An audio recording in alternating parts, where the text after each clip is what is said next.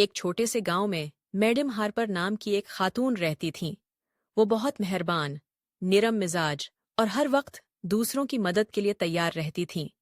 ان کے پڑوسی انہیں پسند کرتے تھے اور ان کی مسکراہٹ میں ایسا جادو تھا جو لوگوں کے دلوں کو خوش کر دیتا تھا۔ مگر میڈم ہارپر کو ایک پچھتاوا تھا۔ وہ کبھی بھی اپنے خواب کو مکمل نہیں کر پائی تھیں، جو کہ ایک پینٹر بننے کا تھا۔ جب وہ جوان تھیں، میڈم ہارپر کو فنون سے بہت محبت تھی۔ وہ گھنٹوں تک ڈرائنگ اور پینٹنگ کرتی، خوبصورت مناظر اور پورٹریٹ بناتی۔ مگر زندگی نے ان کے لیے کچھ اور ہی منصوبے بنا رکھے تھے۔ جب ان کے خاندان کو مدد کی ضرورت ہوئی تو انہوں نے اپنا فن چھوڑ کر اپنے خاندان کی دیکھ بھال کرنا شروع کر دی۔ وقت گزرنے کے ساتھ وہ بڑی ہو گئیں اور ان کی پینٹنگ کے لیے محبت روز بروز کم ہوتی گئی۔ ایک بار بارش کے دن جب میڈم ہارپر اپنے پورچ پر بیٹھی ہوئی تھیں، ان کے پڑوسی ٹومی، جو ایک چھوٹے لڑکے تھے اور بڑے خواب دیکھتے تھے، دوڑتے ہوئے ان کے پاس آئے۔ اس کے ہاتھ میں ایک تصویر تھی جس پر اس نے مقامی آرٹ مقابلے میں پہلی پوزیشن جیتی تھی۔ میڈم ہارپر، دیکھیں، ٹومی نے خوشی سے کہا۔ اس نے اپنی پینٹنگ دکھائی جو گاؤں کے قدیم بلوط کے درخت کی تھی، جس پر سورج کی روشنی چھنک رہی تھی۔ میں یہ نہیں کر پاتا اگر آپ کی نصیحت نہ ہوتی۔ آپ نے مجھے رنگوں کو صحیح طریقے سے استعمال کرنا سکھایا تھا۔ میڈم ہارپر مسکرائیں اور ٹومی کی کامیابی پر فخر محسوس کیا۔ انہوں نے اس کی پیٹھ پر ہلکا سا تھپتھپایا اور کہا، ٹومی، تمہارے پاس ایک تحفہ ہے۔ پینٹنگ جاری رکھنا اور کبھی بھی خواب دیکھنا بند نہ کرنا۔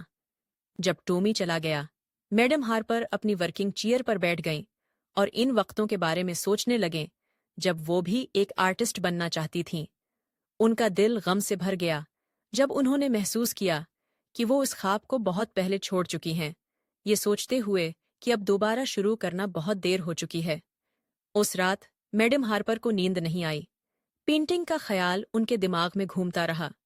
وہ اٹھیں، اپنی پرانی اسکیچ بک اور برش تلاش گئے اور انہیں اپنے میز پر رکھ دیا۔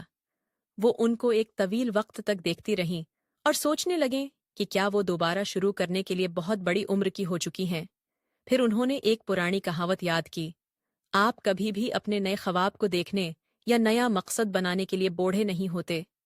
یہ الفاظ ان کی حوصلے افزائی بن گئے۔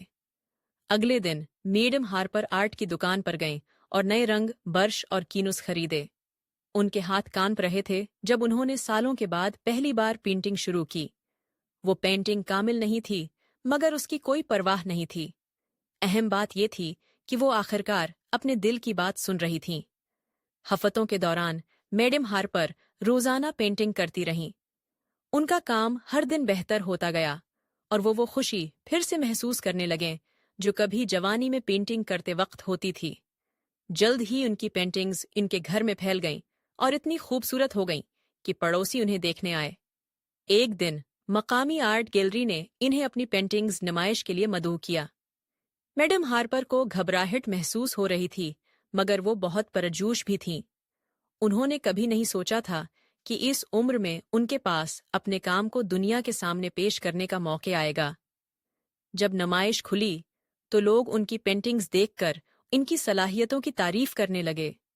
یہاں تک کہ ٹومی بھی نمائش میں آیا، فخر کے ساتھ اپنی استاد کا کام دیکھنے کے لیے۔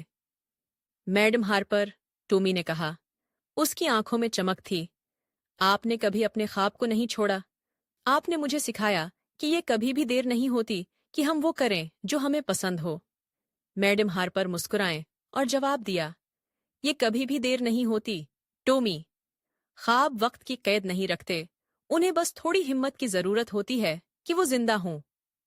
اس دن کے بعد میڈم ہارپر نے پینٹنگ کرنا جاری رکھا اور دوسروں کو متاثر کیا۔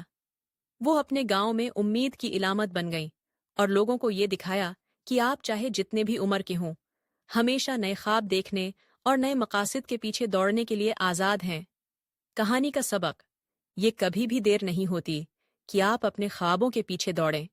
چاہے آپ چھوٹے ہوں یا بڑے، آپ ہمیشہ نئے مقاصد سیٹ کر سکتے ہیں اور وہ کام کر سکتے ہیں جو آپ کو خوشی دیتے ہیں۔